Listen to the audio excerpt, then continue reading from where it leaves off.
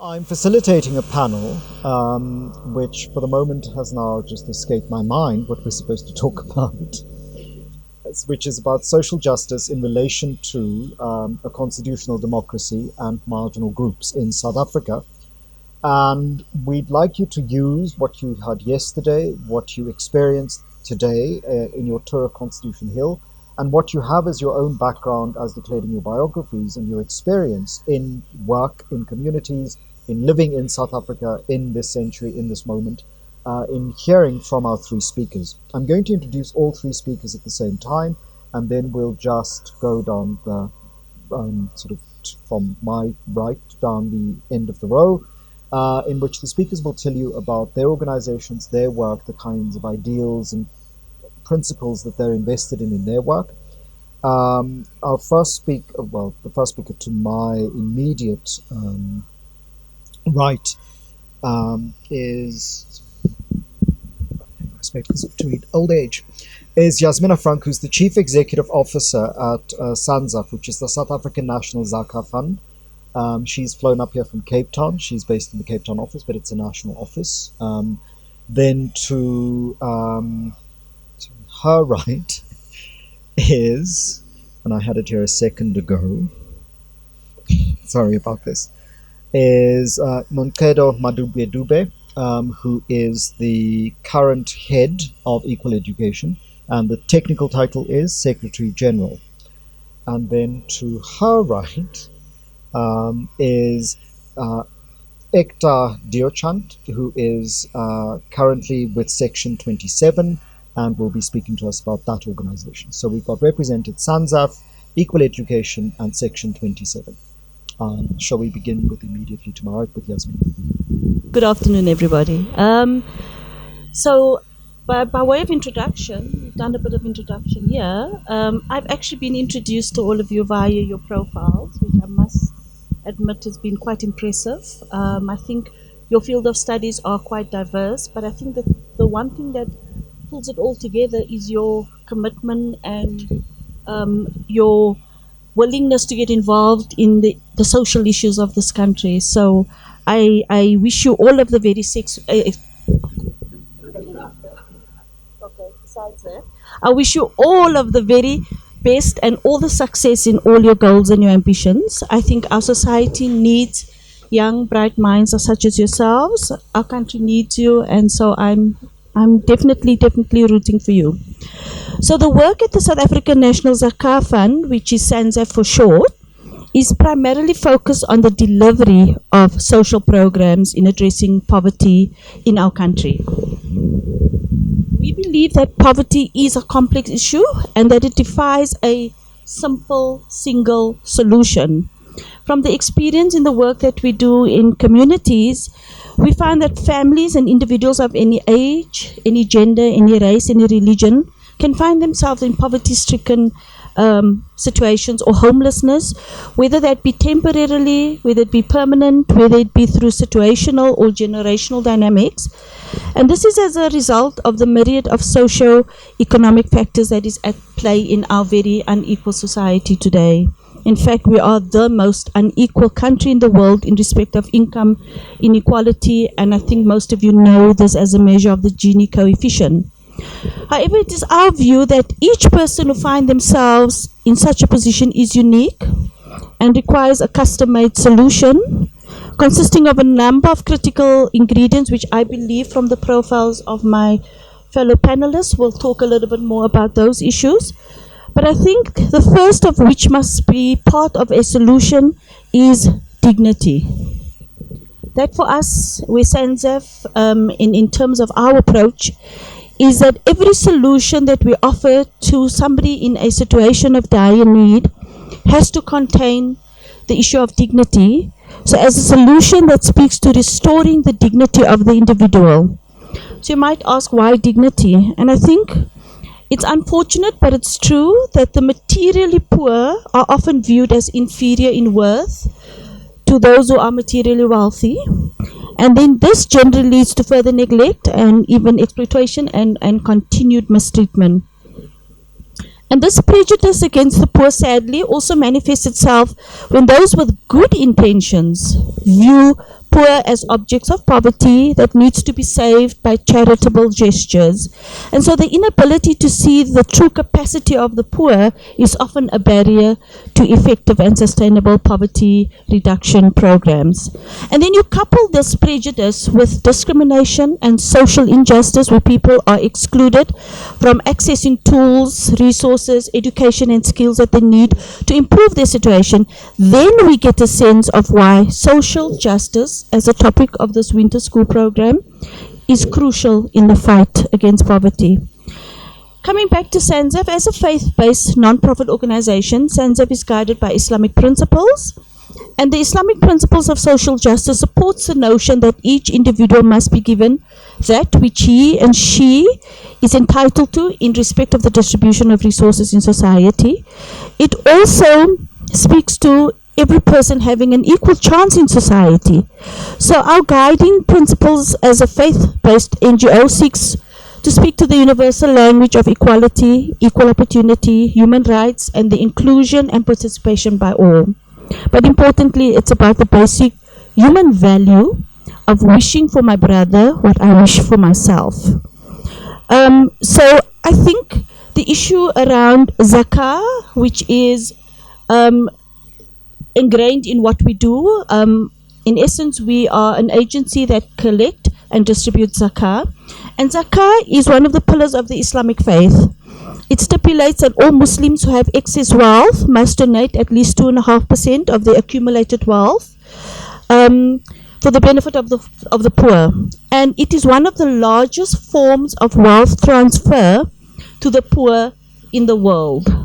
In fact, globally, it is believed that the Muslim world pays somewhere between, and this is a conservative estimate on the low side, of $200 billion to a more generous estimate of $1 trillion billion.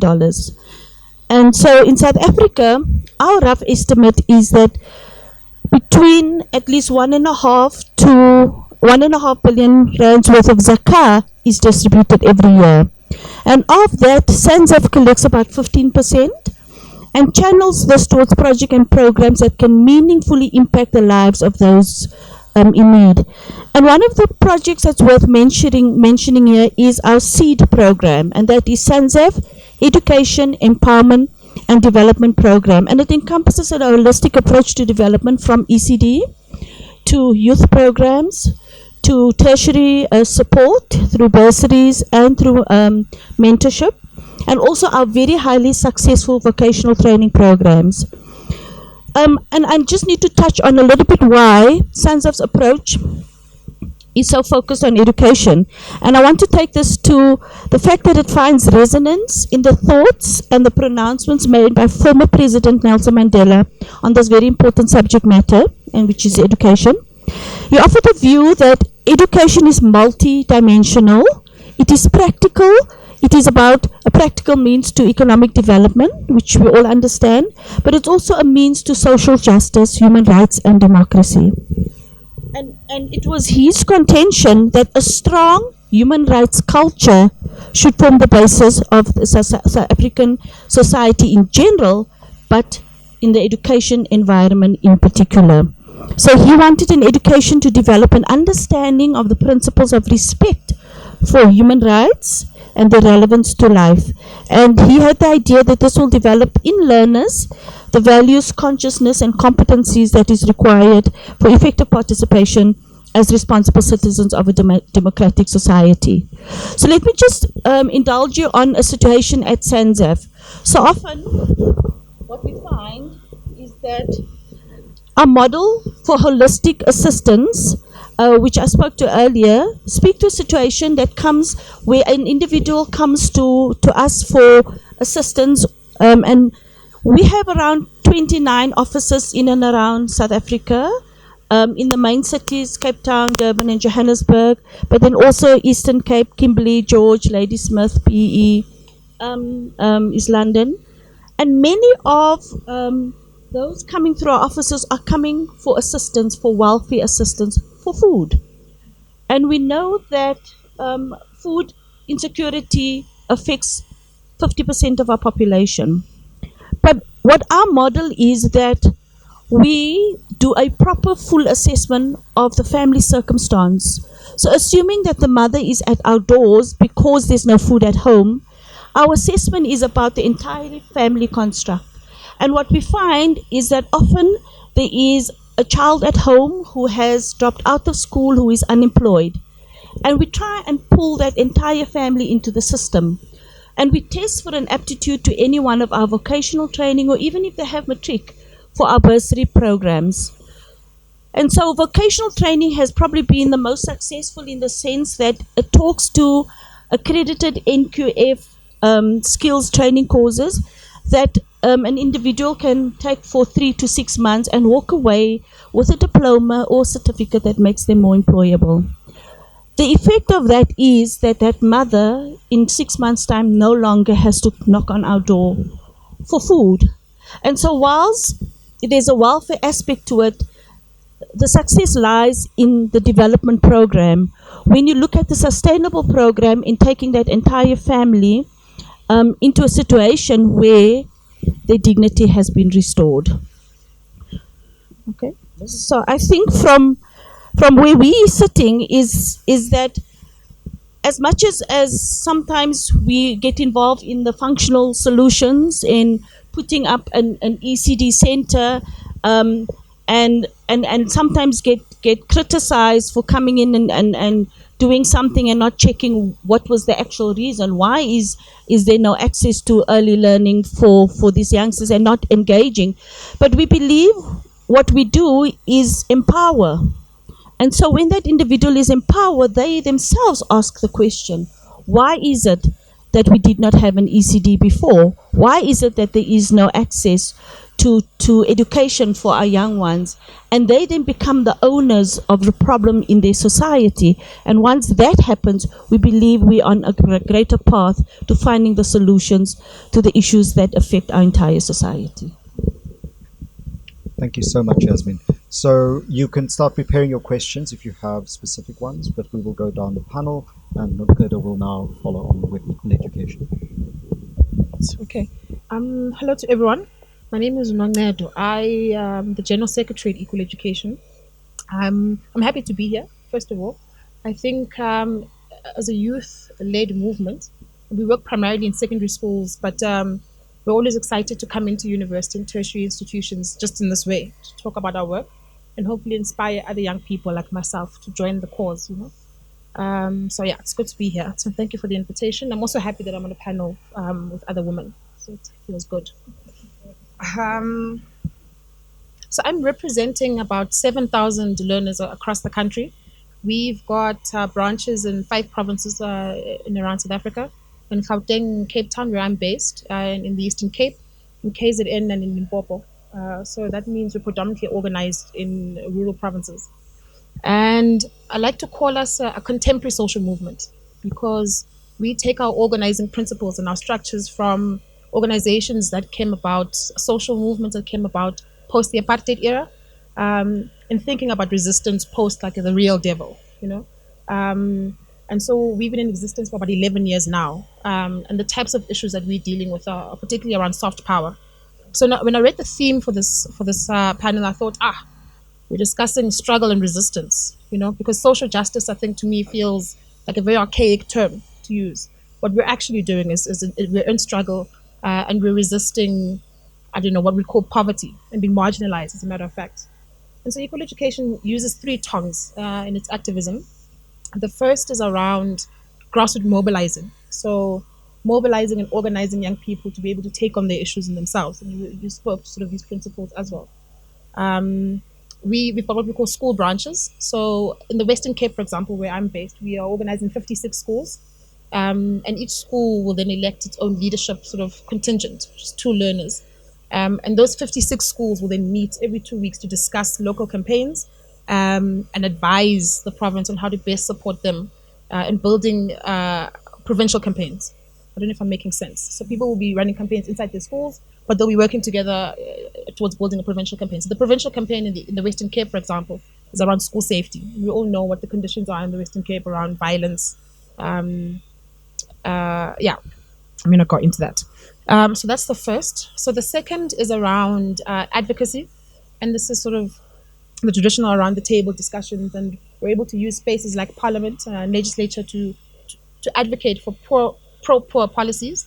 But we're also able to, so for example, some colleagues of mine are sitting in a lock-in at the Treasury today because we do a lot of budget analysis as well, figuring out where the money goes for basic education. And so that's one aspect of it. And young people like yourselves will go into those kinds of departments at EE and support the work of being able to find what the loopholes are in the policies that exist and think about how we can advise learners to think differently about who's responsible and how to respond to it. Yeah? And the third is around litigation. So we've got a sister organization. I brought some pamphlets here for everyone.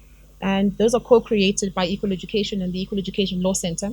And what they do is that they advise us on litigation, so how to use the law as a basis for struggle. And people always go, but we want to use that last as a strategy. But what we do is we try to use them in tandem with everything else. So we try to say to young people, look, as Black youth, chances of you being able to access the law are like slim to none, right? In a way that's like productive and progressive for yourselves. But here's a whole center designated for your struggles. And you should be able to use that tool whenever you feel is best suited. And I wanted to sort of draw in examples on each of the ways that these things are able to advance the goals on the mission of equal education. And we're working towards a decolonized quality and equal education. But today we're standing in struggle for equity. So social justice also feels very like fluffy because we're not working for equality just yet. There's still a lot of needs to be done structurally, I think. So in terms of grassroots mobilizing, it's this opportunity to be able to influence the thinking of young people today in real time. Run socio-political programs that help people analyze the socioeconomic conditions of their community and not think you don't have food because you live in Katlehong. No, there were like structural reasons why you're there, right? And we're also developing ourselves into what is called an intersectional movement, which is something that's growing as a global phenomena, where we're able to say, look, some of the conditions we experience are the same, but they aren't the same. So race plays a role, gender plays a role, sexuality plays a role, and this opens up the conversation for young people to be able to begin to understand how they can resist, and what this means for how they become developed as future leaders, just like yourselves. And they're able to sort of organize their own marches, pickets, their own demonstrations. It's a good thing to see. That's the first. The second is through the policy and advocacy. So recently we've been talking to a lot of people in media around the removal of what was going to be an education chair, portfolio chair. So in Parliament, you get different portfolios that respond to different departments, right? And the chair of the Education Portfolio Committee was going to be the ex-mayor of the Buffalo City Municipality in the Eastern Cape, and she had been convicted of fraud and had been sort of in and out of courts for the past 9 years. And we were like, no, you can't promise us a new dawn and then give us someone that's got these like fraud charges hanging over their heads and convicted for 3 years. We're still weary post-state capture, so we need to protect the channels that we do have to be able to advocate for learners in a way that is just, and that campaign was successful. So she's since resigned as an MP, but also was removed as the chair of that portfolio. And it's because we've got tendons inside those kinds of spaces, we're able to make that kind of sort of concerted difference and edge. And a lot of other sort of organizations in civil society were like, we should be looking at who's on our portfolio, who's chairing our portfolio committees. And so that's the work of young people, And when I think about litigation, we recently, last year, I think around August, I was in Johannesburg. We're in the Constitutional Court arguing for the right to protest. And I think when we think about sort of the restrictions or contradictions of organizing around social justice across the globe, are these issues around sort of a shrinking hostile environment for civil society to be able to practice or organize or run its activism to advance social justice issues because of state repression, because of capital, And we were arguing that the right to protest is a necessity, is enshrined in our constitution, but most importantly for young people and learners in particular, being criminalized as a result of organizing a protest for textbooks is a problem. And we were trying to go out and protect that. And it was a successful ruling by the Constitutional Court to go, all have the right to protest, whether it's simultaneous, not spontaneous or not. So you can't be arrested, and force shan't be used on young people in particular. So I mean, these are like the tangible results that sort of we experience because of the way that we organize. And when thinking about social justice then, and about sort of the poor and marginalized people in this country, I thought to myself, sure, one of the biggest issues we've got is around constitutionalism. So we've got this amazing constitution, but it doesn't resonate with everyone. And people's ability to access it is difficult. But when you sit in some spaces, people go, no, you are a liberal organization. What has happened to you, comrade? Because by fact of basing our activism on the constitution and not our blackness is seen as like something that's like absurd. And I just want to sort of challenge that perspective and say to you guys, if you're thinking of a mature way of organizing towards social justice, the constitution and the available legislative the rights, the laws that have been developed since the end of apartheid are crucial. And they're like the crux or cornerstones of why we live and we perform our activism today, right? And so constitutionalism is an issue. And when you think about how then we're able to use that to advocate for things like a capable state, is in thinking that every time we talk about an issue, we go, it's not good. It's ridiculous that there are still learners. Last year, a learner, Lumkam Ketwa in the Eastern Cape, died in a pit latrine in 2018. We're able to use then the constitution to go, but it's a directly immediable right to have dignity in the way that you're able to sort of experience sanitation in your schools. And therefore the constitution and the laws that exist for South African schools are critical and a big part of how we show that activism, right? But the other things that I want to call softer, but they cushion the type of work that we do, are thinking around the provision of basic resources for poor and marginalized folk. I was in an interview just coming here with SAFM dealing with a school that's been burnt in Katlehong. And this lady keeps asking me, like, what do you think is the reason? I was like, Sissy, hey, people are hungry, people are disenfranchised. They are going to burn schools. But she asked me the question, but why schools? And I was like, because it's a site of struggle. People think that's the most important thing. I mean, people want to wage, like health is important, or housing, or food security. All of those things are in tandem, but the school is a direct mirror of what those things look like in the school community. And therefore, when people are upset or disenfranchised, they're going to take on the school. And I'm here to sort of introduce that as something to think about, the effect of what is experienced by young people in particular, like ourselves, and how that affects how they experience the world more generally in their school communities or communities in general. And we're starting to have a conversation, and I was listening to you speak around how do we institutionalize the work we do? What happens when there's no more equal education? And a lot of people, when they speak about these concepts, they go, oh no, but we must build from the bottom up. So what does that mean? Are we ready? Are we willing to put real investment in being able to not mobilize people, but organize folk? Give people a sense of agency that is going to sort of live past your own sort of being them. But also it's fluid. So because I introduced the mission statement of equal education and we stand by these organizing principles, doesn't mean you can't go organize in a different way somewhere else for a different kind of thing. I always get excited when some of our learners go, oh, look, we're advocating to change the school code of conduct because we're tired of wearing dresses. We're queer, we're trans, and we need these things to change with us. And this is in black schools. It's ridiculous. And this is the kind of effect you get when you're working towards real agency in civil society. So when you think about social justice, the challenge is to think about what constitutionalism actually means. Can we use it as a right? And if we can't, I mean, we have to. But if we can't, then what are we going to do to change it? And it doesn't have to be like a legal conversation, right? And when we say building from the bottom up, what do we actually mean as well? I'll just leave it there for now.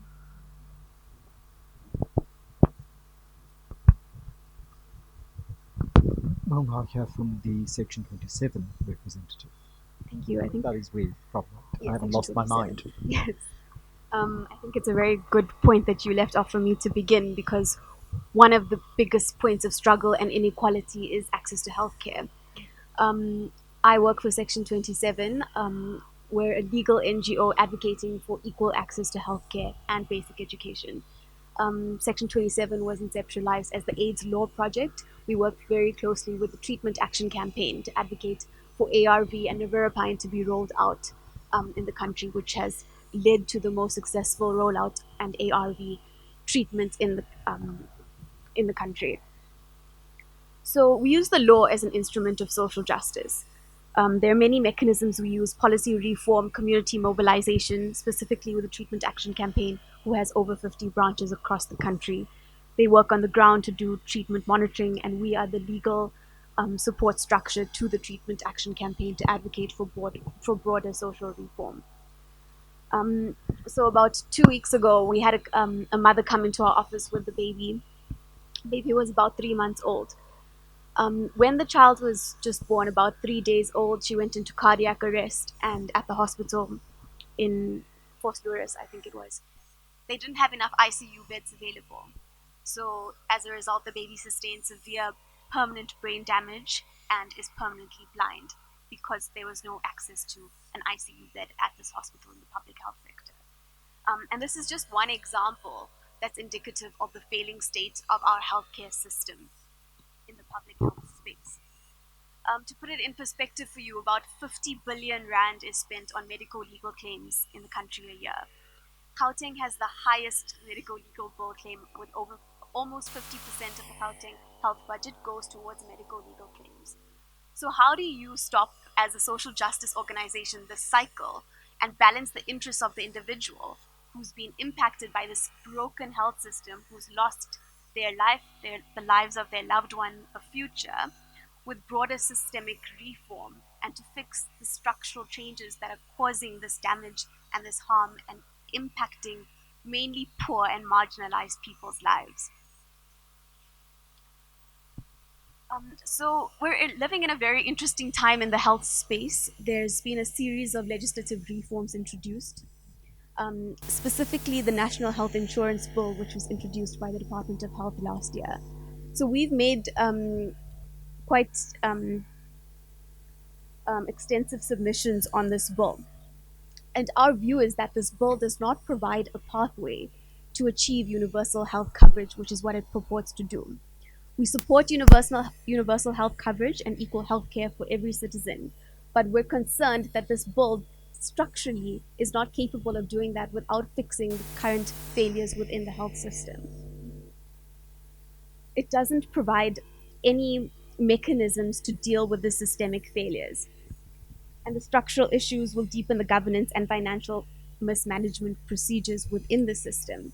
For example, the National Health Insurance creates a structure called the Contracting Unit for Primary Care, which is a sub-district structure. So in its current state, the national fund envisaged by the bill will have to contract at sub-district level, and the sub-district structure will have to purchase services from provinces or private healthcare providers. So there are many political consequences of that, which can lead to which is open to abuse and mismanagement of public funds. There's no capacity building for these structures, and there's no guidance onto what the minimum content of the package of services will be that these units need to contract. The second biggest issue is the fact that many public health facilities won't be accredited to provide services to contract with the fund in the first place. For accreditation, public health facilities have to meet the requirements of the Office of the Health Standards Compliance. Currently, the OHSC is only inspecting about 17% of our public health facilities, and of those, less than half meet the criteria, which is the minimum standards of good quality services in the public health sector. So in our submission, we said that the OHSC is the first thing that needs to be capacitated and resourced in order to improve the current state of healthcare. So we've directed our attention to isolated interventions to improve the existing state of healthcare services. One of the issues we're working on and have been for some time now is access to emergency medical services in the Eastern Cape. It's one of the most appalling examples of the disparity and inequality in the health system. We work with many rural communities in the Eastern Cape where there simply aren't any ambulances that go there. If they're called, they're told they say that they're going to come or that they're not available, make another arrangement. Or if they come, it's hours later or even days later sometimes. And if you can't afford the 300 Rand to pay a private vehicle to take you to the hospital, you either die or just have to live with your ailment. So we've heard of pregnant women who had to be taken in wheelbarrows to the main road and then hitchhike from there to get to a facility. We had another patient. She was severely beaten by her boyfriend, and she called an ambulance. It never arrived. So she waited for 3 days at home with a dislocated femur until her childcare grant came through, and then only she could afford to pay the private vehicle to take her to the hospital. So it's things like that that demonstrate the gross violation of human rights that's happening in our society around us over the hill. So what we did for EMS is we started with a complaint to the Human Rights Commission, and they did extensive public hearings and investigation and issued a report with a series of recommendations to the Eastern Cape Department of Health. So after that, there was an ambulance in the initial community mouth. There was an ambulance placed for 3 months, and thereafter it never came back. The department also failed to report in terms of the Human Rights Commission report. It didn't provide the information that it was supposed to in terms of this report. Our analysis post the Human Rights Commission finding was that it showed that the number of operational ambulances actually declined. And they've given us many reasons for that, being budgeting issues, poor road infrastructure, issues with contracts and for maintaining and repairing the vehicles. But all of these are to us unjustifiable reasons and just show the maladministration by the department.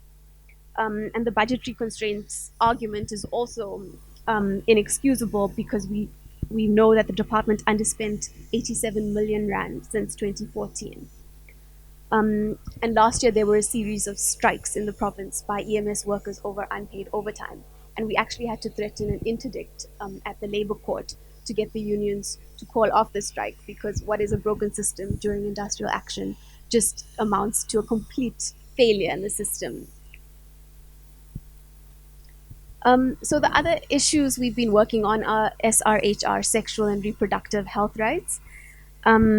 So we do a lot of sexual violence in schools training and offer support to victims of sexual violence in the criminal justice system. During our work on SRHR, we do a lot of advocacy on HIV prevention, STIs, pregnancy, and abortion. And currently we are advocating for access to abortion because we've received many complaints, and the Treatment Action Campaign has found that in the public sector, although we have a good legislative framework that says you have the right to access abortion, if you go to a facility, it is extremely difficult to get access. But if you look down the road and you find a pamphlet that says, oh, 200 Rand and just safe and pain-free, it's easier to go to the backstreet abortion provider than access an abortion in the public health sector. So we've been engaging the Gauteng Department of Health, and we found out that there are only 25 facilities providing it, and 2% of the clinics in the province are providing it.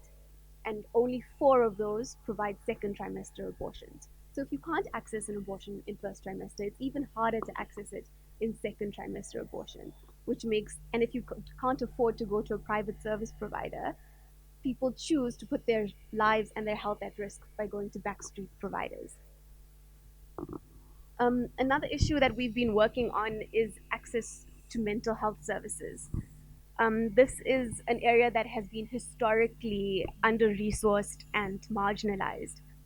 And I think most of you would have heard about the Life Esidimeni tragedy, where mental health care patients were moved from their homes and sent to unlicensed and unqualified NGOs, which resulted in very horrific deaths. So following that, we've been working with the department on mental health review boards to put in place a mental health strategy and recovery plan, and working with them to help capacitate these review boards to ensure that nothing like this event ever happens again. But it is difficult within a fiscally constrained environment with constant competing interests, which is why it's important for civil society and young leaders such as yourselves to put these issues on the agenda. And the first step is becoming aware of what is actually going on, how the system operates, how it's failing, and to empower yourselves to come to these platforms and make submissions. And there are platforms available for the public and for young leaders to make submissions on advocating to improve the system. Thank you so much, and to all 3 of our speakers. If I tried to coordinate this particular session to go the way it did, I would have failed. But the fact that it went in the specific direction that it did, I think, is wonderful. That we started off by talking about a question of dignity. We moved on to the question of how that dignity is achievable, to a reminder to us from all 3 of the speakers to use contemporary systems, and to go back to Noncebo's statement about the necessity of thinking of it as resistance, because some of it is about working with what exists, resisting the problems that are the consequence of what exists, and envisioning the future very differently. And it is that envisioning of the future very differently that speaks from that constitutionalism that you were speaking about earlier as the foundation of the vision, not as an end in itself. Remember, we spoke yesterday about the living document, the aspirational nature of constitutional governance. And what I think we now would like to hear from you are questions of clarification, concerns that you have. But what I'd also like to hear from the participants and the panelists is this can often seem very utopian in its vision of the future and dystopian in its experience of what you have to do every day. I mean, you've all three spoken of the kinds of horror that we have to undo, which is the texture of the lives of people in this country every day, which is not just a blight on their individual lives or their community lives, but is a blight on the South Africa that we all live in if we connect those who have with those who have been denied. Because it's not only those who do not have, it's your point right at the beginning, Yasmine, about the dignity that is not granted to the poor and the marginalized. And I include in the marginalized people who are deliberately pushed off to the side, which include often queer people in the spaces in schools and in communities. They include the poor people who can't afford the private health care that so many of us rely on to remain alive, and also the food, education, and healthcare consequences for not just the person affected, but the people that they are in relations with. Because we forget that this is not just about individuals, but it's about people in relations with other people. The person who's violated in school goes back to a home where others who may not have been violated in that school, but have fellow siblings, deal with with secondary trauma. You spoke about the woman who comes in but has a family, the mother, but there's a family. You speak of the woman who comes in with the child. But it's not just she and her child who are affected. It's a whole set of other people as that child grows older who will be implicated. So these consequences are they're building up. So how do we balance out, I suppose my question is, the utopian desire that we have, particularly for young people who come with great optimism and good intentions, as you pointed out, but often still have to do the work that you three here reflect, which is research, textured experience, listening to people. Because you are not here telling only the stories of your organizations, but also telling the stories of those communities and individuals and their work. The examples of Noncedo's statement of the learners who come up with new ways of resisting. So how do we balance out the utopian ideals we have with the dystopian realities that we often face? I think, if I may, I think from an NGO perspective, where you're practically on the ground, that kind of dystopia that you speak about could become your reality. And it could, to some extent, almost derail you in the sense that the negativity kind of consumes. And so I think what we've done recently, we've gone on a path that we started calling hashtag Give Hope. And I think in terms of trying to build in that kind of positivity, and working within the cracks, and understanding that that's where you start. And yes, my fellow panelists, I mean, the work that they do is going to make my work easier, and so it's necessary. But at the same time, I can't wait. I can't wait for when healthcare is better. I can't wait for when rules and laws protect women better, and allows for greater access to education. What we need to do is this kind of thing. If I look around this room, and this is the positive things, and I think the thing that keeps us going is the success story. So when I made the example of the mom who walks in for food relief, and we pull in her son, and so he does a vocational training course of 3 months of mechanics, and he goes off with a certificate and gets employment. He becomes the the mentor and the role model in that society. So equally, where you spoke about the negative effect because we are kind of part of a bigger whole, the positive effect of that also is it's possible, it's doable, it can happen in my society, it can happen in my community. And I think for us, that is where the space we choose to play in at this moment in time. There's so many dysfunctional things in our society and in policy and in strategies, and we have to hold leadership accountable for not rolling out these policies. I mean, we have fantastic policies if we listen to them, and we have strategies that if you look from an economic point of view, as Giza and Gear and all of these wonderful things.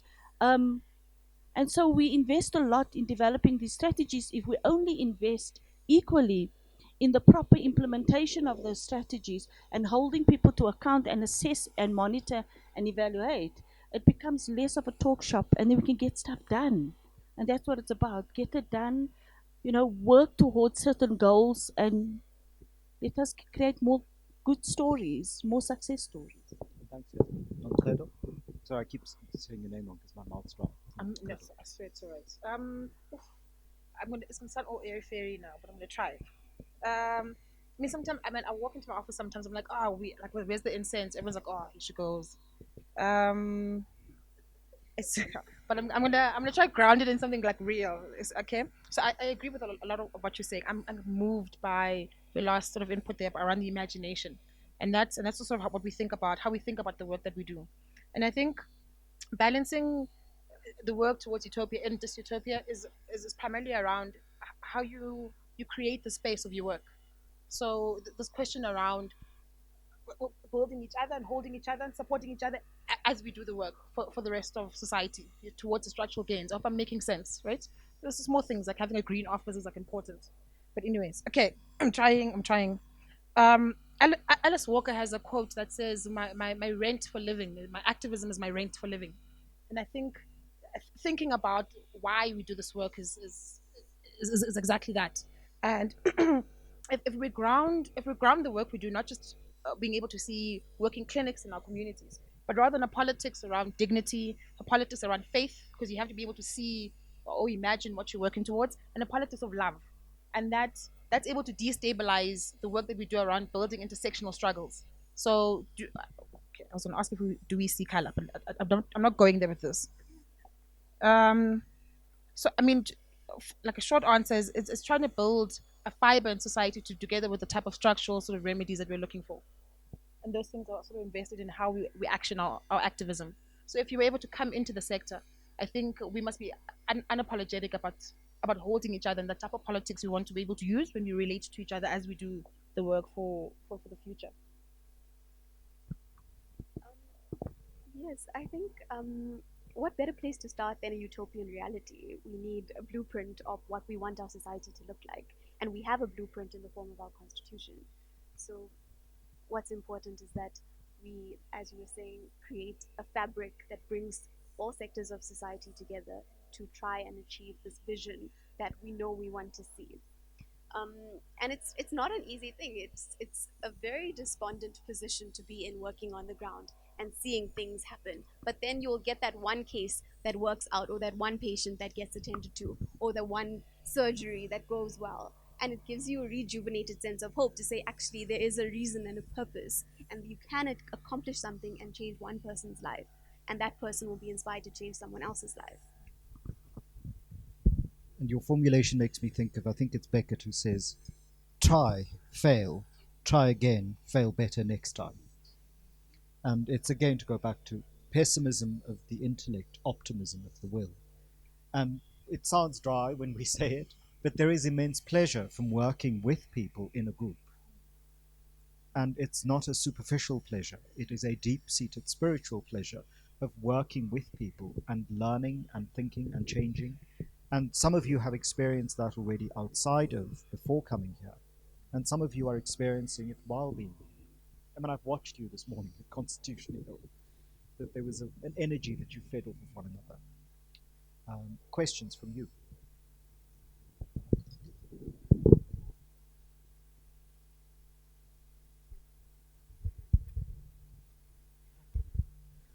Yes, once again, thank you very much to all the panelists. I think I can speak for at least myself when I say that I felt quite inspired. I was wondering if Comrade from Equal Education could advise me, please. So as somebody who's studying towards a Bachelor of Education, we do get a little bit of exposure to the schools every year where we have to go into practical teaching, and we have some idea, although not, obviously not the full picture of the challenges that schools face. And I find myself in a very conflicted position because on the one hand, I know that as valuable as the knowledge that I'm learning through the degree can be, we're definitely not equipped to deal with the challenges, the real challenges that students come with and that schools are presented with. And so you find yourself questioning whether you can consciously insert yourself into that sort of space, knowing, the role that schools play in reproducing inequalities and reproducing many of the challenges. So, if given the choice between inserting myself in the system and trying to make a change from within, or working within, say, for example, the NGO space and trying to effect change externally, where do you see the better position to be in? Yeah, that's my take.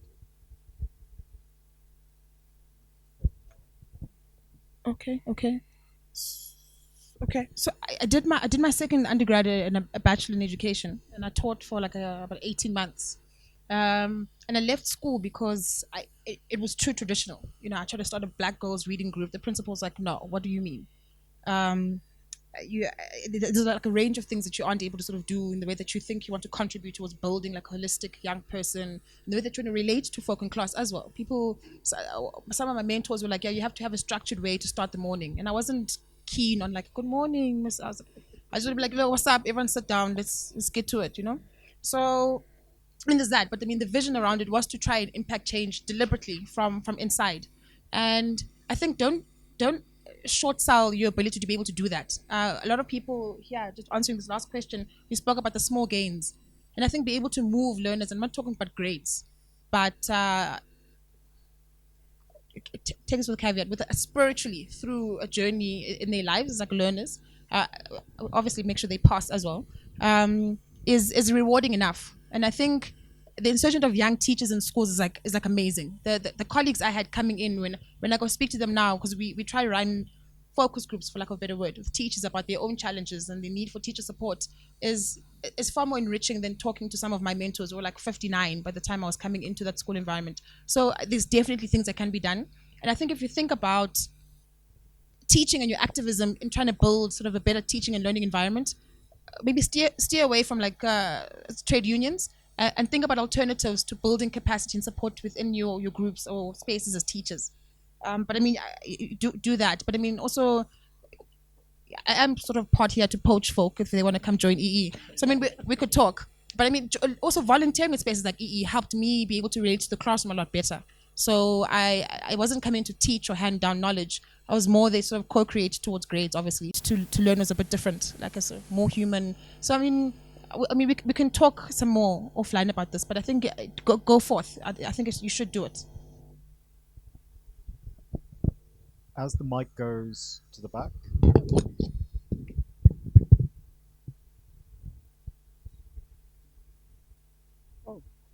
So hello, hi everyone.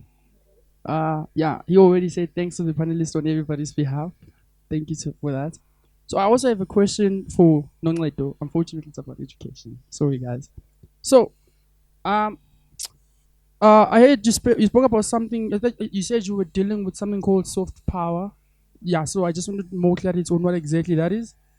And then my second question is, you said where you guys are based, you are encouraging students from each and every school to take that injustice personally so that they sort of like try to bring about justice themselves, right? And then you touched on a bit about this, because one of the most problem that students are facing from basic education, it's infrastructure. Like it's not the curriculum at the point, although people have problems with the curriculum, but it's not the problem right now. It's the infrastructure. Because in one class, you find 60 learners with one teacher, half of them sitting on top of a brick without a table. So I just want to know, and this is also mainly based in the Cape Town, right? I just want I wanted to know, are you guys coordinating a campaign with all those schools towards infrastructure? Because I feel like at the point, it is the urgency. Like, it's the urgent thing that people need to deal with. Because finding a grade one learner having to climb on top of a bucket just to flush a toilet, that is totally not safe at all. And then I wanted to ask if you've ever heard of something called the school bus in Cape Town. It's not on the internet yet. It's where parents of a certain community decide to accompany their kids to school because of the dangers they face as they walk to school. And I wanted to know if you guys are doing something towards transportation for that. Thank you. Can we pass the microphone on to the next two more questions, and then you can respond to all three? Because I'm not sure where the other questions are. I don't want you to feel like you now need to go forth for the next hour. So yeah, unfortunately, my question is also for equal education. So the minister has been vocal and public about trying to remove herself from being accountable, and very recently she said we can't hold her accountable for stuff like resources because she isn't in charge of provincial level education. And so I wanted to find out if you guys have already started trying to hold both her and the various MECs in these different provinces accountable, and if so, how's that looking like? Does someone have a non-education question? Yes, there's one here at the back. On the left. Deochand.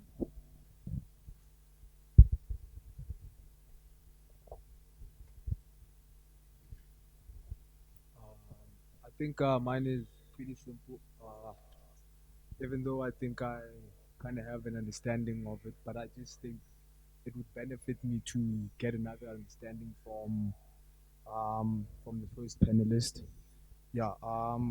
Since you mentioned some insight around it, that what do you think is the problem regarding the fact that like there's a lot of policy, like we literally have like a litany of policies in South Africa, but there's a great lack of the implementation of the policies that we have as a country.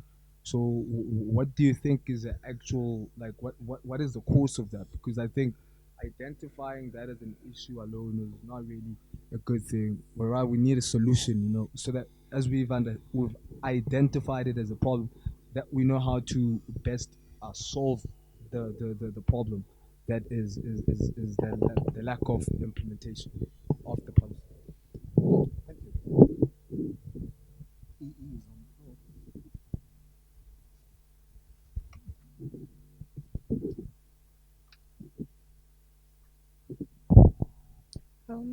Okay, so with the first question, around already by soft power. So I'm not that old, but I can imagine that sort of organizing in the 70s or 80s, you knew that the enemy was the apartheid state, and you were fighting for those laws. But we've got laws now. Spoke about how our constitution is the utopia. No? We just need to like work towards its like implementation. So soft power we understand as being things like state repression, so the inability for the state to provide basic services to people, and capital. So capitalism, multinational corporates, they aren't working. I mean, the exploitation of sort of labor, the extraction politics that they sort of working through, and nothing being pro poor, for lack of a better word. And this like idea around, this is going to reveal a lot about my politics, so forgive me. So this idea around competition and efficiency being, I mean, an example about this is about the privatization of education, for example, something that universities were struggling with as well, and we've taken on as basic education as well. So soft power is government saying, look, we're going to introduce charter schools in black and pro communities to make sure that they get better education, but rolling out those things means that the SGBs lose power and voting power in those various schools. There isn't a clear indication of how they're going to monitor this improvement in schools, and there's a direct insurgence of private sector entities in those schools, which means that government's passing the buck. And we've seen failed programs of this in the UK, in the United States. Everyone's like, watch it, don't let it happen in South Africa. So that's what I mean by soft power. Yeah. Localized campaigns. So we've got something called school-based campaigns. So they vary. So a lot of comrades in Limpopo are organizing around textbook shortages. A lot of comrades in the Eastern Cape are talking about school sanitation in particular. So the thing that you're raising around uh, bathrooms not being the right size for especially foundation phase learners is like a big challenge as well. There's a pamphlet on the table here. It's like black and gold. It's around a campaign we've been running for about 8 years now called the Norms and Standards of School Infrastructure. So we advocated for that, and it was promulgated in 2013. And we've been working towards seeing its implementation, and that's probably one of the hardest things that we're doing at the moment is to see through that government. You've put this law into place because we've advocated for it, but you're not meeting your deadlines. So, for example, plain pit latrines aren't recognized as sanitation since 2016, but there are still schools today with plain pit latrines. Is that making sense? The next deadline is 2020, and that one says all schools need to be fenced, for example, and have security detail and things of that nature. We know those things aren't going to happen, and what we're saying to government is, what are you doing about it? And it's an entire state compulsion. It's not just for the DBE. So people that work in energy, in water, in transport, and public works to get involved in building schools. So I mean, we're definitely responding to that. And the Gauteng comrades at the moment thinking about overcrowding. So if you ever have time and you want to go sort of hang out with comrades at EE, you can maybe go join those conversations and help young people think about these things. So we think about sort of the migration issue. A lot of people are coming into urban areas like Gauteng and the Western Cape. So when you go to the MEC and you go, our schools, there's 60 people. I taught in a classroom that at least had 60 folk at a time. But they'll tell you that, like, what am I supposed to do? There's like kids coming in every other day. We can't turn them away because then you have problems with that as well as equal education. So it's thinking about like what is the actual cause or recourse there. The walking bus, we do have a walking bus. So part of our campaign in the Western Cape, the parent sector that we've got organized there have started walking learners to and from school. Yeah, its effectiveness is like, it's like eerie because in the times that I've at least walked with parents, they also fear for their lives. You know, what are they going to do when gangsters go, hey? You know, but I think it's well received by young, especially like small children in particular. But it's also difficult because parents don't work. So at some point they were like, yeah, we need a stipend, but we don't have money because we're a social movement that's sort of donor funded. So it's like a difficult thing to maintain as a campaign, I think. The question around the Minister Motsecha, we definitely holding her accountable. I mean, as a matter of fact, we got in some threatening calls recently where someone was like, "Look, you're like a third force," and I was like, "That's kind of old." Okay. But on the 18th of June, to celebrate Youth Day, we held a mock swearing in of the minister outside the DBE, which was really cool. So learners got together, put on some masks to represent the president, Chief Justice, and Motsecha herself, and we created our own KPA for her, key performance areas, or performance contract. So part of what we're calling for at the moment is for Cyril Ramaphosa to make public the performance contracts of all ministers, but in particular Angie's, Minister Motsecha, so that we're able to hold her accountable in that way. And then post that, there were rolling actions around SOPAs. So comrades were like, look, we want to go speak to our premiers and find our MECs. So they tried to disrupt SOPAs, which wasn't always successful. Last week, comrades in Limpopo got handled quite badly by police. And we're looking into how the Equal Education Law Center can help us claim a case there. And we had an action outside the SONA as well, because we had the president promised a huge sum of money to help address the sanitation issue in the country, but we don't know what happened to that money. And when we've spoken to Treasury, we understand that it's formed part of what now is a conditional grant for school infrastructure, which had long existed. And we still don't know how that's going to be implemented, the rollout plan, for example. So we wrote to him. We actually disrupted a breakfast he had with his friends, and they got pretty pissed off. And they said, like, we have a meeting next week, and we haven't heard back from him since. And that was like, August last year. So we had an action outside the SONA as well. And we were like, yo, with the new dawn, can you make time? So I mean, we're on their toes. You know, we're doing what we can, but also people are like, let's occupy, but we have to bear in mind that we work with minors. You know, so whatever happens, I can be the only person who probably burns.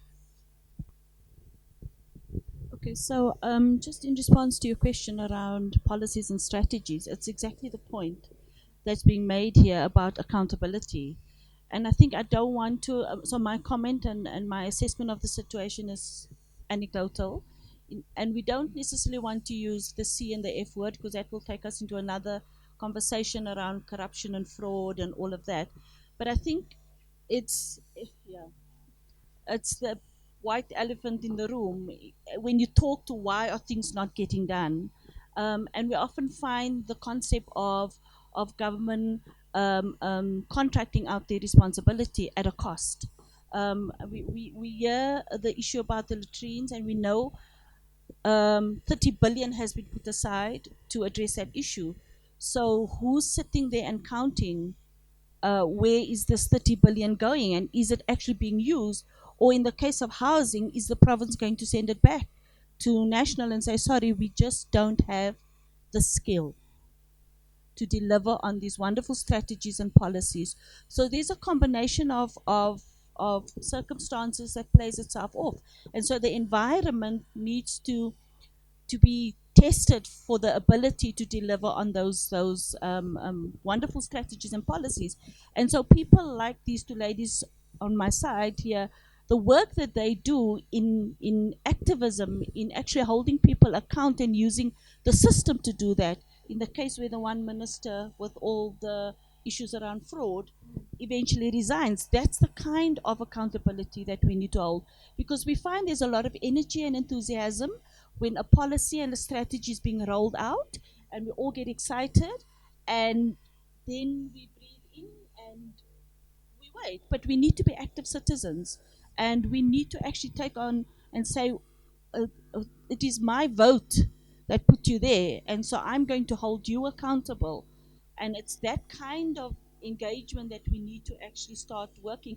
And we need to work through structured organizations that already have the ability and the infrastructure and also the know-how, and kind of beef that up with our support so that we can actually get people to hold accountable. So it's an issue of skill, and it's an issue around how effectively we as citizens monitor what government is doing. So I think there needs to be an additional response. Did you want to make a response directly to this, Imtiaz? You have a different question. No, there's the person behind you. No. You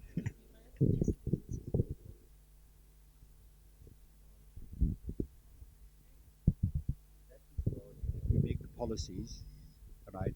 But I mean, there is a short in terms of implementation, and that is obviously, we can always say it relates to skill and those type of things, etc. But I think that until the people who are there are put, are held accountable, are you delivering? So when you say that we rolled out a KPA for the minister, that is the kinds of things that the citizens have to do.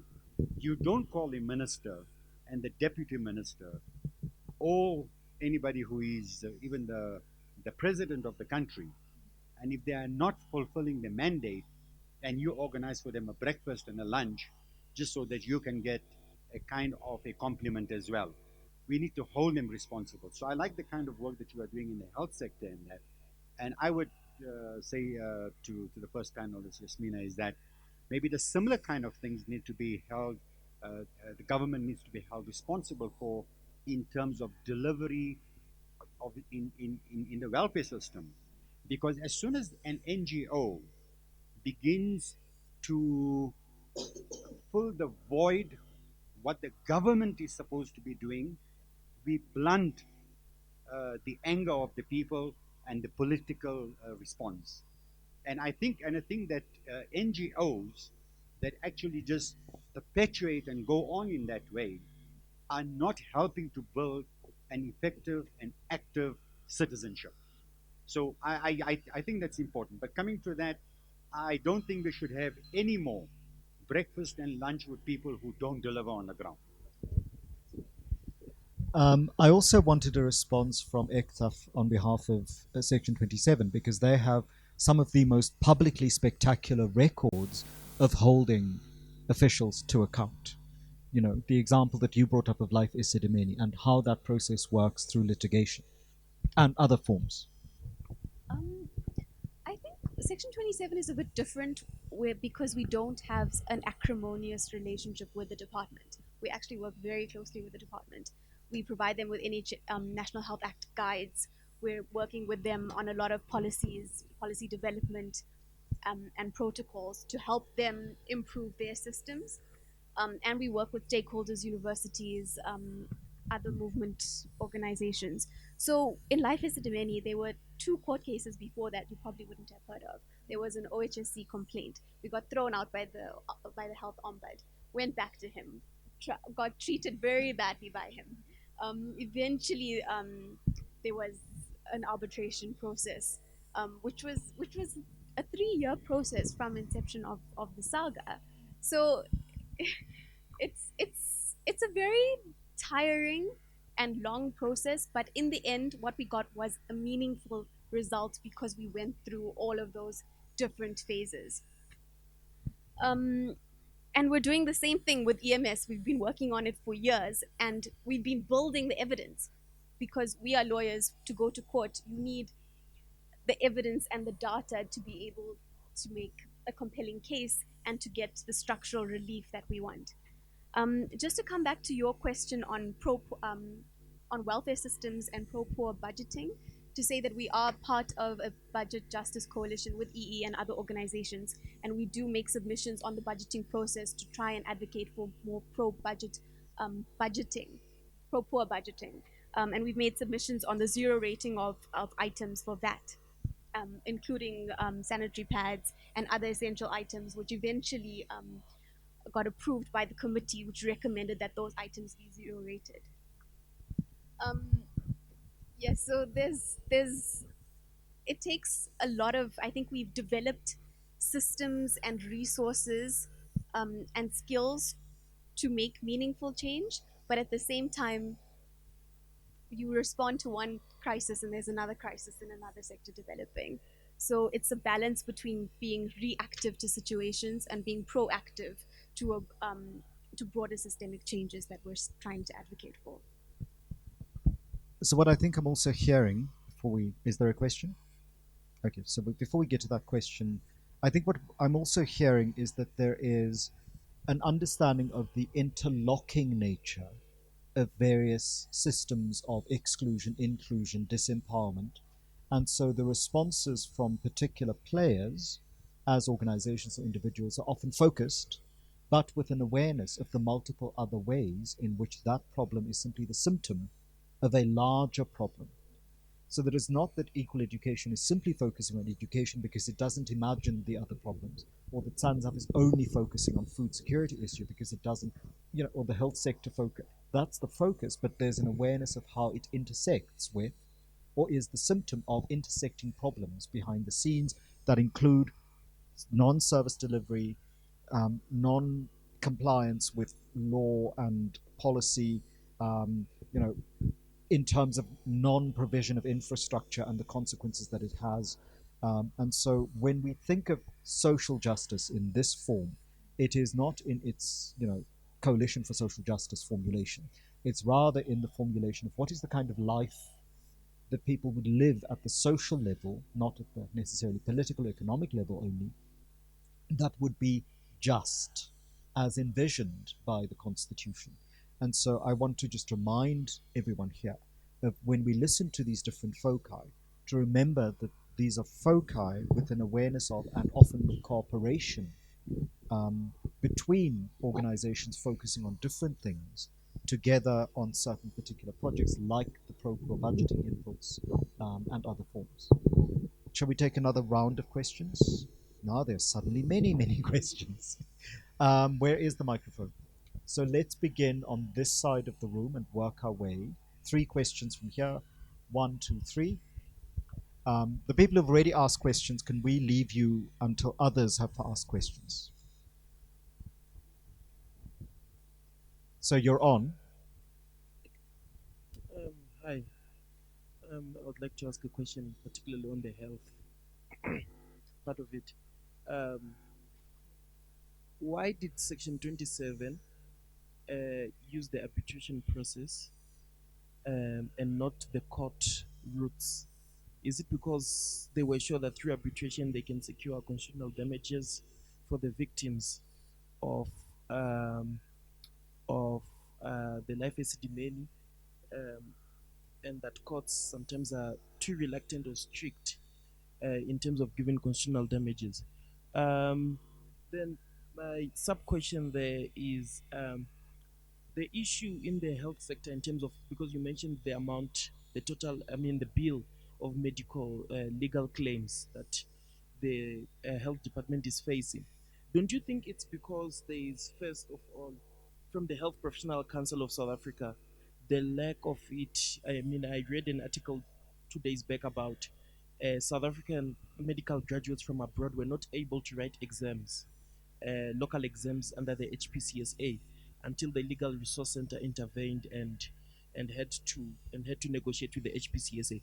So, is it not the problem that government is reluctant to also work with the HPCSA in terms of making sure that graduates that study abroad are able to write exams and get admitted as medical doctors in order to serve? Because I think medical negligence happens because there are lack of doctors, and there's understaffing in hospitals where you can find 4 doctors in surgery when it's a big hospital, I mean a regional hospital.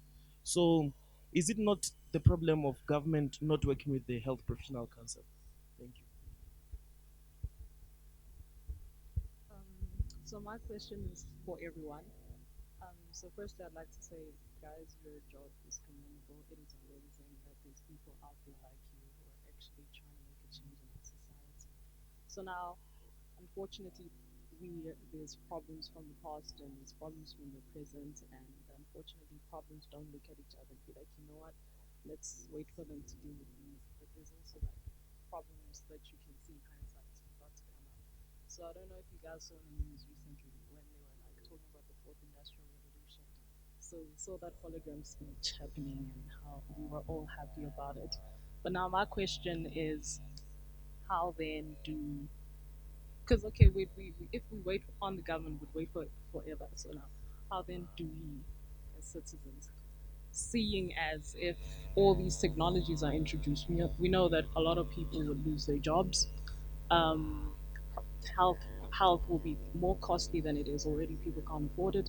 But now if you have like computers and all these infrastructures that need more money to be put in it, and already we've got like certain universities that don't allow you to like have paper-based applying and all of that. So it's like we're living in a society where you see all these injustices, but then we're introducing all these systems which are like further creating our problems and making them bigger. And if people can't go get their education, then people can't get jobs. Then our people are more excluded and out of society. So how do we see the fourth industrial revolution coming up, and what do we, as like your organization, like what's the plan? Like, are you also looking at how do we tackle those coming about, and what's the plan? Like, how are you going to tackle them, and how can we as like citizens help you, help us, help everyone else?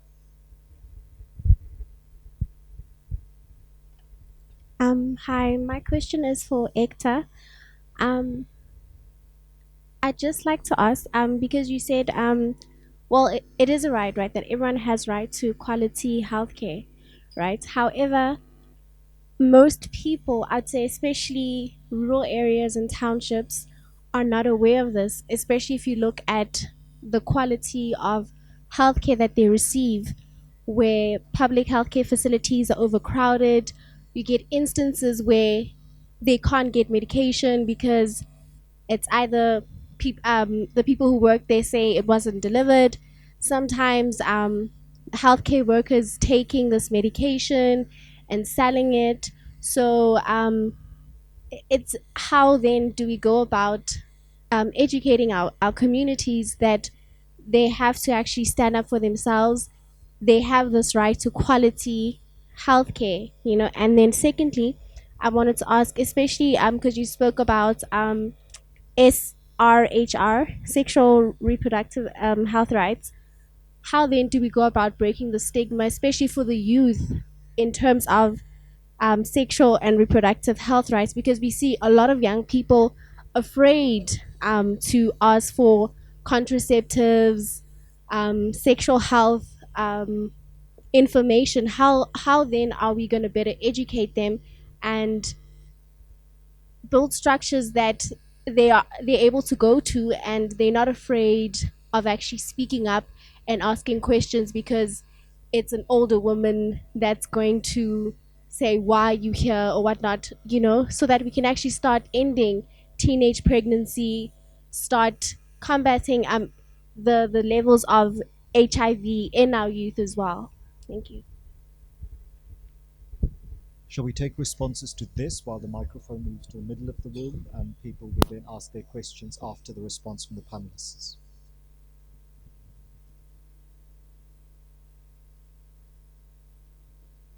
Okay, so the panelists can respond. Okay. To answer your question about life is dominion and the arbitration process, so I don't think we knew at that time that there would be an award for constitutional damages. It's something that developed along the way. Um, the Health Ombud report actually recommended an arbitration process simply because there was no knowledge of actually what transpired, who took the decisions, what decisions were made, why these NGOs were chosen. So what we wanted was more of a fact-finding process that would allow people to come and speak about their experiences and to some extent bring people closure, which we wouldn't have gotten through the court process. But reflecting on your comment on constitutional damages, we actually were unsuccessful in a case for constitutional damages, which did go through to the courts in the Michael Komape death case. So we keep having this issue of constitutional damages and whether it is actually for the greater social good. And in this instance, we think that constitutional damages were justly awarded. Medical legal claims. So we're actually trying to, a few provinces, Western Cape and Eastern Cape, have a system to deal with medical legal claims. So we're trying to bring those systems. The problem is that each province has their own mechanism of dealing with these issues. So we're trying to get a national system to sort of advocate for an arbitration process for medical legal claims to avoid legal expenditure by the government that goes to dealing with these claims. In terms of the HPCSA, I don't think you can say that the HR problems are solely as a result of failure to work with the HPCSA. The HPCSA has its own issues in functionality and capacity constraints. We found that the HPCSA is actually not regulating the healthcare profession as it should be. They're not conducting disciplinary inquiries where they should. They're very slow to take action against negligent or fraudulent medical practitioners. So there are many institutional issues within the HPCSA, and that is one of the components that's an issue in the broader human resources issue within the system. The last human resource strategy that the department had expired in 2017. Only now they sent out a week ago a call for proposals to get an updated strategy. So the problem with human resources is a huge problem across the board because there is no strategy, there's no plan for human resources in the system. And each provincial level are supposed to develop their own plans. We've tried to get it in the Eastern Cape, haven't been able to, and we think these plans are virtually non-existent. They're all just trying to be responsive, or we need a clinic in this area, let's deviate, put people in this clinic. There is no structured plan. Your question to the fourth industrial revolution. I think there are two sides to the coin. It depends on how you use technology, right? Technology can be amazing. In Kigali, in Rwanda, they have a system where they use drones to deliver medication to rural areas where the roads are so bad that cars can't get there. So technology can be very, very useful if it's applied appropriately. Right now, we won't be advocating for technological advances without fixing the basic problems which we're struggling with and maintaining the governance issues. So without that governance capacitation, there will be no point in having technological advancements if you won't have the resources and the skills to direct it to where it's needed. In terms of awareness and educating our community, so that's what we try to do. Treatment Action Campaign does a lot of mobilization and awareness, especially in traditional communities, on SRHR especially, and trying to break the stigma on contraceptives, HIV, abortion, because we think we work in these spaces where we speak about it freely, but there are a lot of spaces where it's still highly stigmatized. And so the onus is on us to penetrate those spaces, to bring these issues to them. And a lot of our work is producing publications on youth-friendly services. We do a lot of work advocating for PrEP and PEP, and general SRHR responses. So I'm happy to put you in touch with the Treatment Action Campaign and some of their projects on advocating for SRHR.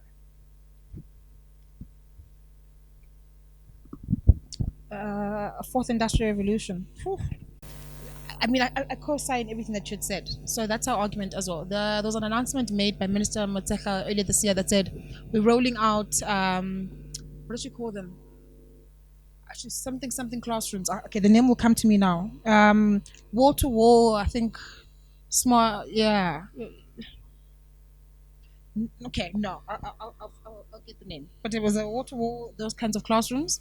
And our argument came back to we've been running a campaign, an advocacy campaign in Gauteng around IT in schools. We visited a school called Moderator in Soweto, and it's got two big buildings. The building at the forefront of it is for the higher grades, and it's got smart boards, so it's got got advanced security upgrades. The building behind that is for the lower grades, and the caretaker wanted to show us that we need to sort of help them get involved in the infrastructure issues. And he held one of the classrooms and he shook the wall, and the building sort of moved. And so those are the effects. So Minister Motsekga this year was like, yeah, no, we're heading into Mpumalanga, we're heading into Limpopo, we're going to turn those classrooms upside down. But I mean, we still have that issue of overcrowding. We've got issues of mud structures, schools made of asbestos. So we need to deal with the primary issues first before we can get excited about technology. And also thinking about the dangers of technology as well, and surveillance. And I don't think that we're having those conversations together. And that's scary. Black Sash is working on something called the Basic Income Grant. So it's in thinking about, as the fourth industrial revolution takes over, McDonald's hardly has people behind the sort of the desk anymore, counter. What is government doing to sort of be preemptive about what's going to happen with labor in the country? And when you think about civil society and people and communities and livelihood, you think about a working class bracket, right? People that work to be able to feed their families and engage in active citizenry, and as soon as that leaves, it's going to leave our communities very volatile. So it's about being preemptive about that. The types of conversations we've been having in those spaces are speaking directly to unions and going, stop advocating for government to create jobs. That is a stupid demand. It's not going to happen because of what circumstances we're in right now. Think deeply about it. What are the alternatives to building an active citizenry and how people can still feel fed and have food and water security in the conditions that we've got today. So I mean that's the challenge. And I mean it goes back to the thing about soft power, my brother at the back there I was talking about, because the fourth industrial revolution is like an advancement of capital. It's exactly this thing around competition and efficiency. And we are in trouble, folks. So I think we need to respond as urgently as people like Greta Thunberg speak on climate justice to this issue of fourth industrial revolution, especially in developing countries, and then we'll get somewhere. So yes, I countersign on both of that as well. I think if we think back 20 years from now, maybe back 20 years, when we had the conversation about airtime becoming a currency, it was something that we couldn't even fathom, and today it's our reality. So I think we have this ability to adapt, and so there are some of the positives that we need to look at, and obviously not be blind to the challenges and some of the downside of that. But in reality, if there's a possibility that would continue to drive the wedge between the haves and the have-nots, it would probably continue to exacerbate the inequality that we have. But I think the social activism that we have in and amongst ourselves, the fact that we're aware of these situations and we're already now asking the questions, is I think it's the right path that we're going, and saying how is it going to impact our lives, and particularly the lives of those who would mostly be affected by it, and let's collaborate for solutions to that before it becomes the bigger problem that we can't handle. I think we're going to give the session another 20 minutes. So can we take and then have a break? So can we take questions in this middle section? They were. Thank you. And it's something that we have to talk about on a daily basis. So yesterday, I read an article about how the basic education will be changing, where there will be an introduction of new subjects such as coding, AI, agriculture, and all that. It's building up into a capitalist society, but then at the same time, we should take cognizance that we keep on evolving. Yesterday we learned that communities change. So what I would say is, let's come up with the solutions that will serve for now, but then looking at the future, because climate change is something that's happening as we're sitting here. Thank you.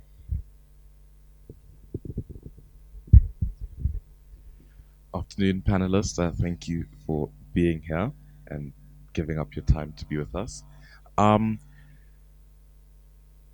With my first question is for equal education.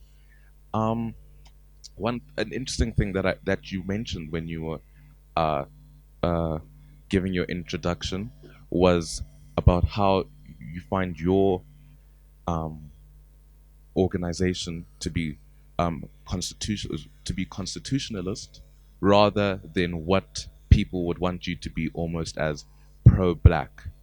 And one thing I'd like for you to expand on that is how, as South Africa has progressed, um, our divisions are becoming more on what I feel a class base, and so race divisions, though they still exist, you do have a growing black middle class, and so certain issues, which I agree with you, need to become from a constitutionalized groundwork rather than a race one.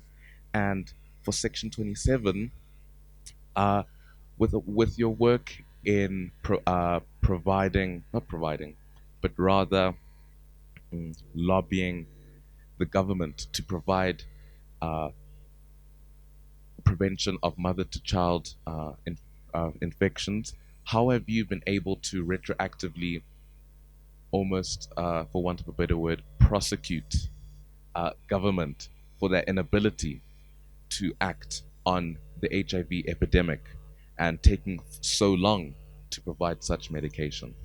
Thank you.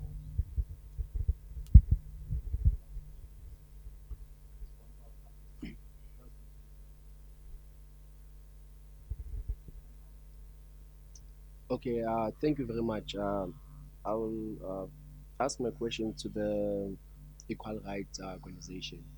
You said something that you were from a meeting whereby you were talking about the school that was banned in Katlehong. Well, I'm from Katlehong and I know the school. It's Katlehong Primary School. And then last week, Panyaza Lissofi tweeted, and he said on his tweet, they can't, like, they won't like fix the school, they won't renovate the school. And like, to me, from the economics perspective, I understand his frustration, right? But then the question that I have, yesterday, Mr. Angelo said a poor family or a disadvantaged family to get to the a position or a level of a rich family, it will take them 7 generations, if I'm correct, to reach that level, right? And the only way, or the only like a way a poor or black family can survive or get out of that situation is through education, right? So my question is that, should we educate our communities about protecting this kind of institution, or should we allow it to happen that every time when we're having protests, if we have like exhausted other avenues for the government to listen and deliver, to ban this institution? So that's my question, and it's also open to everyone there on the panel. Thank you.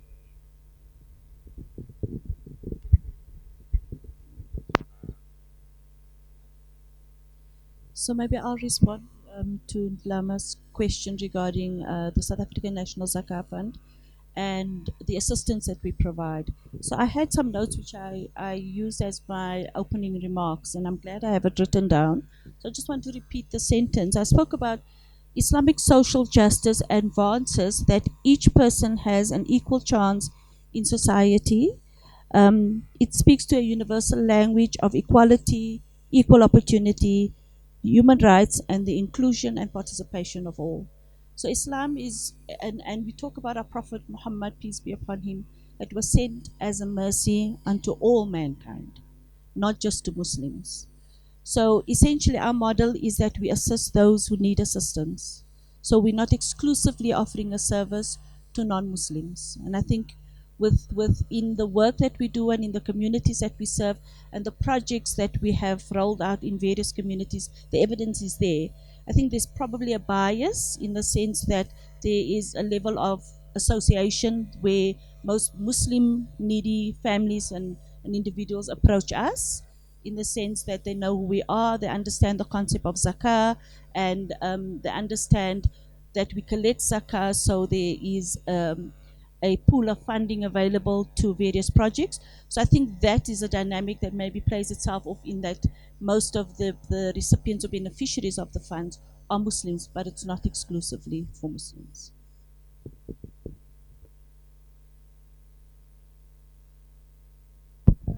So there was a question around this like new education system. I think if you listen to the president's Sona speech, the first address, where he was talking about the probability of like this oil rig picking up and aligning the types of subjects that have been introduced to the type of capacity needed in that is like good, right? We must think in those ways, and it's okay to roll out that kind of curriculum in schools as well. That's like important. But what we're saying is that it needs to be run parallel to the basic necessities that are needed in our schools. Yeah, so that's the one thing. There's this concept I just want to share quickly of, you spoke about Ubuntu. There's this concept of like Ojama, and it speaks about building a self-reliant education system. And I think those are the ideals of what we work for in a utopia, as equal education at least. Yeah. So I spoke about people saying oh, we're constitutionalists versus being like pro-black, and I think those are two sort of sides of the same coin. You know, we use our politics and blackness, we immerse ourselves in that to be able to sort of take on our constitution and own it and deliberately work towards realizing it. So we definitely that's how that goes. Like I said before, we're intersectional in nature, so we do want to think about class in relation to race, in relation to gender, ability, things of that nature. And we still hold the view that like class and race are directly linked in the country, right? And I think there's always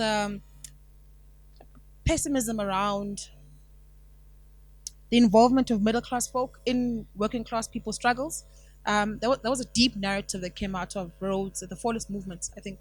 So who owns the struggle? Then when you've got your gains, what happens to the rest of us? So I mean, that always comes up in our discussions internally as well, and we try to be cognizant of it. And so we always want to use the two together, just so we can be as radically honest as possible about our activism. And then the Panyaza, so that part of the conversation I was having with this person on my way here was an SAFM interview. What was around the response Panyaza gave, and the lady's like, yeah, so like, what do you think? And you're right. Economically, they don't have. I mean, also the Khatin Department of Education has been returning money for like years on end, over 20 million rand at a term back to Treasury. But I mean, they don't maybe have money to build new schools. But our position on that was that if someone's going to burn a school, that's all right. It's a result of a deep structural desperation. It's not like we're not purging Panyaza as like an MEC, because people are calling in going hands off the MEC. We're like, it's not about him. It's about coordination between different government departments, SAPS, community safety, and education, to think about how do we go to those people and respond to the issues that they have. And people, I mean, someone was like, yeah, blacks only know how to burn, to destroy things and protest. Yeah, and we must own it. That's our history, right? But for people to do with them something like that, it must mean that they aren't feeling heard. You know, I don't know what the circumstance was like long, but it was around saying, look, we need everyone to get involved in the responses around that. And I mean, and then find ways to accommodate learners in the meanwhile. And I think we must always just assume that we've got our indigenous knowledge systems. Our parents know that it's not okay to burn a school. So you just ask yourself, why do it? You know, what kind of desperations are we working under? To answer your question about the AIDS epidemic, so the Treatment Action Campaign in Section 27 created a social movement, and that brought the entire government to its knees in terms of the rollout of ARVs. And we have one of the widest rollout in developing countries. But this is an ongoing process. There are AIDS councils in every district, provincial AIDS councils, national AIDS councils. The functionality of those councils are a bit questionable. 50% of people who begin ARV treatment within the first year, they are not retained, they fall out of treatment. So even though we say that our government is providing ARVs, the retention of treatment and the rising new infection rate for key populations, being young women, sex workers, people who inject, who use drugs, is rising. We are dependent on a large amount of donor funding, especially from PEPFAR. This year, PEPFAR, it's the United States Presidential Emergency Relief Fund. Because of the poor performance of our institutions, our government, and NGOs receiving PEPFAR funding, they threatened to pull out the funding, and that is literally millions of rands that goes into our AIDS response. So unless the government comes up with a plan very quickly to turn around the efficiency in responding to the AIDS epidemic, we risk losing a lot of money which we won't be able to recover from any other funding source. In terms of your question on protest, it's also a very painful and difficult thing as a social justice organization identifying with the working class struggles to come to terms with protest action, which puts at risk what we stand, which puts what we stand for at risk, where people are pulled out of operating theaters. There's no food given to patients at hospitals. It's a very difficult thing to deal with when you're working with people and you identify their struggles and they're working for 48 hours and not being paid overtime, and the lack of human resources. How do you balance that? And unions are a very powerful entity in our state. So it's difficult as being a third party to intervene in this relationship between the unions and the interaction with the state. And usually it's just been responsive to a protest. There'll be immediate resolution, but it doesn't resolve the long-term issues that the unions have. So what we're trying to advocate for is a minimum service level agreement to be in place between the unions and the department, so that when there is a protest action, there is still a minimum level of emergency services that are offered, and a minimum level of healthcare provided in those circumstances, which respects the right to protest while still respecting the right of patients to healthcare. Thank you. I think there's one very urgent question. So I'll allow that one question, and then I think we can have closing responses from the panelists. Where is the microphone?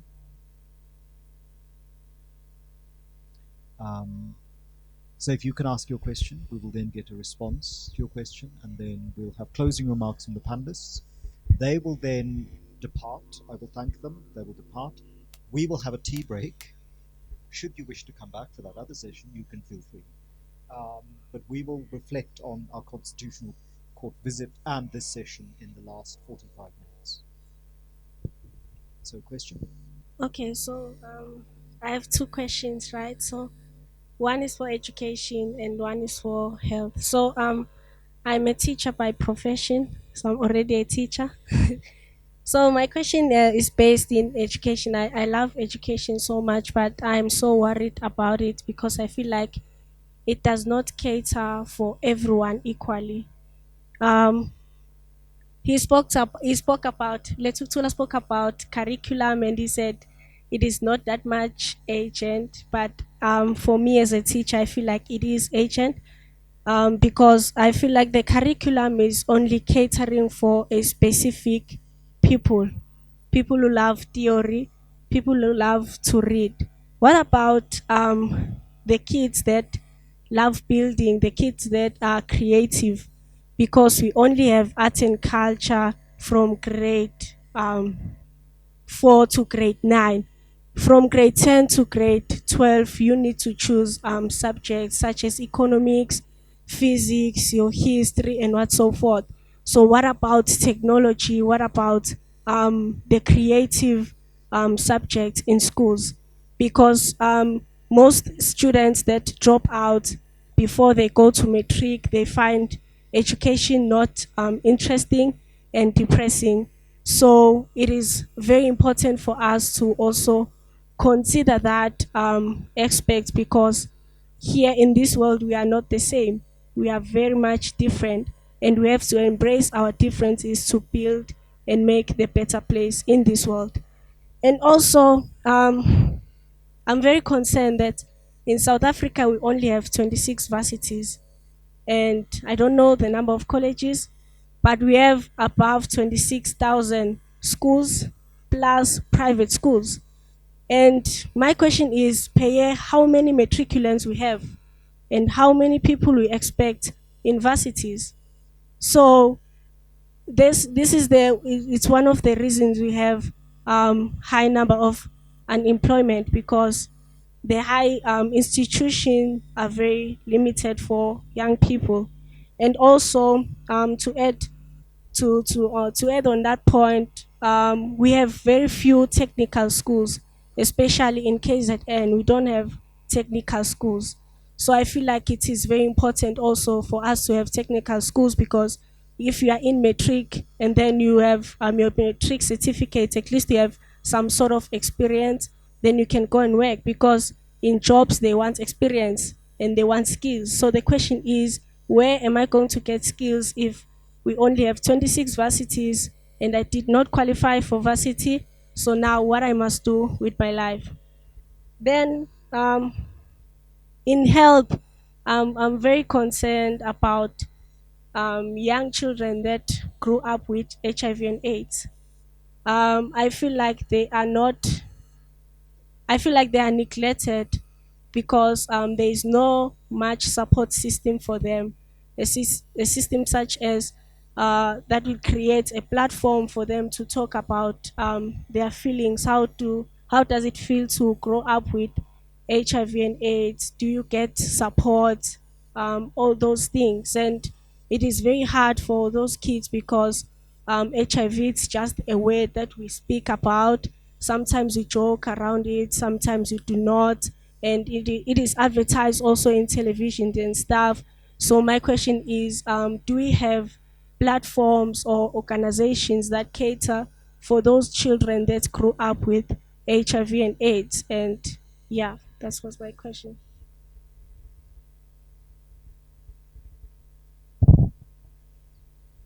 Wow. So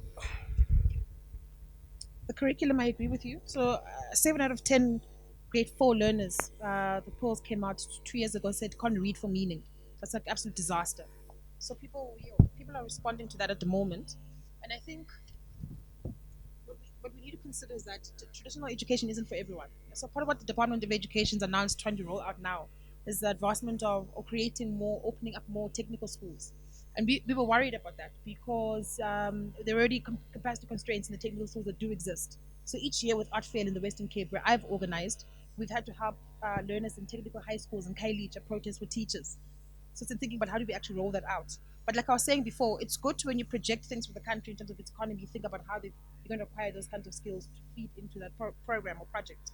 And then when you consider the fact that about 46% of learners or young people that start grade 1 will be retained up to matric level, that's a bit of a worry as well. Where do all these other people go, right? And you think about, and you talk about where do we get these skills? But there's been a proclamation by the president. I mean, as I close off, I feel like I'm advocating for the new dawn, but like, don't quote me on this. That they've committed to trying to create internships and incubations for young people in this country to respond to the crisis in the job market. And this is going to be government also sort of playing a role in creating the spaces for internships, but also private sector being able to incubate people and finding spaces for them to operate as well. So we can only hope that these types of things will give some expression to young folk, and keep a close eye on what these technical schools are going to look like and how the districts in various provinces are going to respond to it. Do they have the capacity to actually run with these things?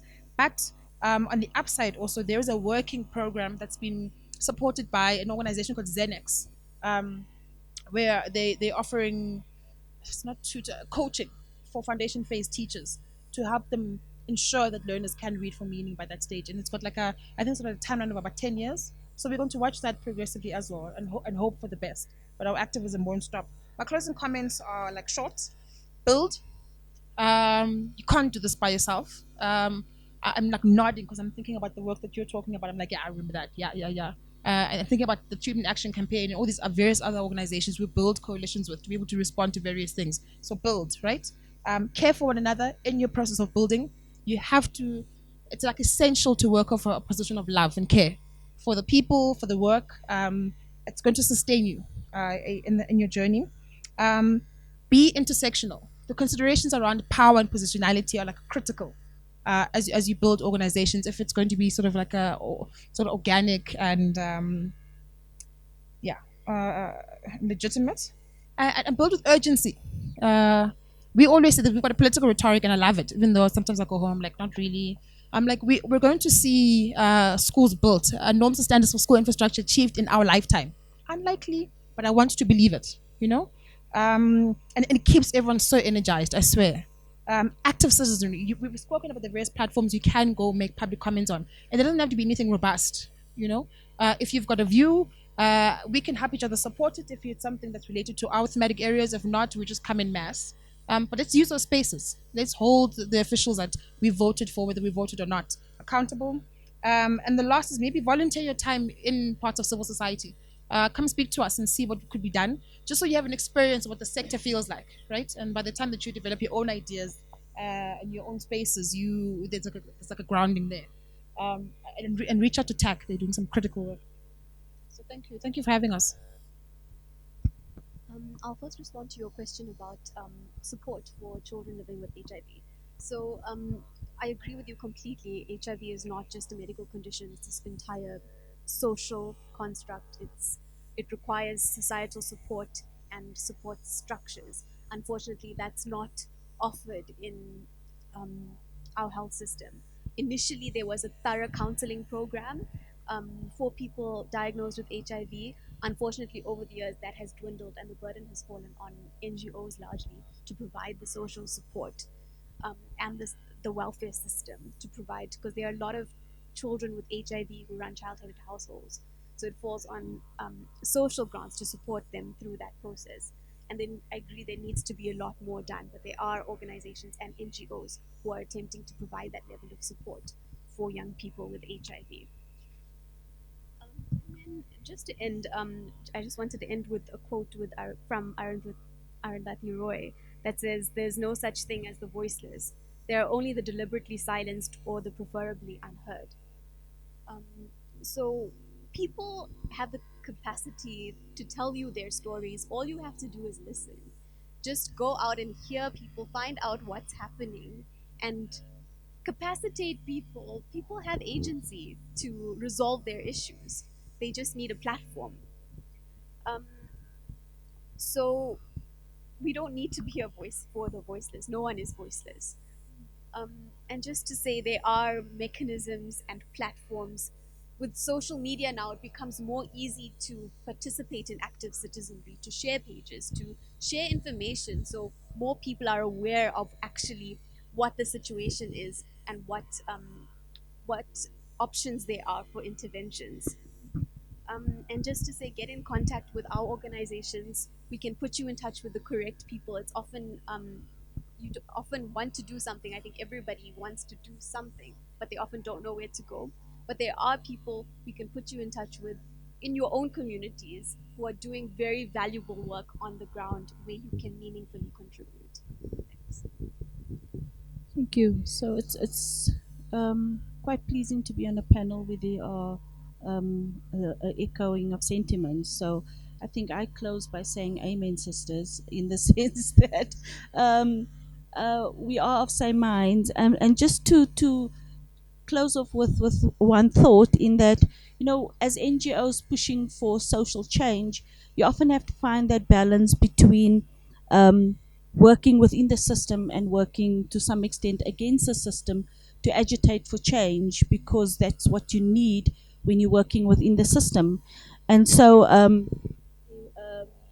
Rose Manji speaks about license freedom and emancipatory freedom, and often talks about license freedom being achieved within a system and emancipatory freedom bringing about a new order. And we have to think about how we as NGOs work within achieving license freedom so that it can, to some extent, lead to emancipatory freedom. So thank you very much for this opportunity. It was a great afternoon that we spent with you all.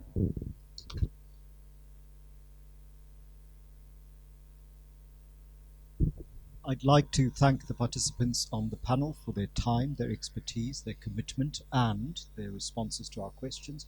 To the people who asked questions, I'd like to thank you for putting thought into your questions. If they wish to volunteer or wish to contact you for something, we can provide your email addresses to them. And then there are 3 books on the table, and there's going to be a secret competition for how you get those books. And it has to do with what I've just said about volunteering. So the pamphlets you can collect, various other things, but the 3 books will go to the people who volunteer. And so I will be in touch, and I will let Noncedo know exactly who it is who did volunteer and who it is that the books went to. Thank you so much.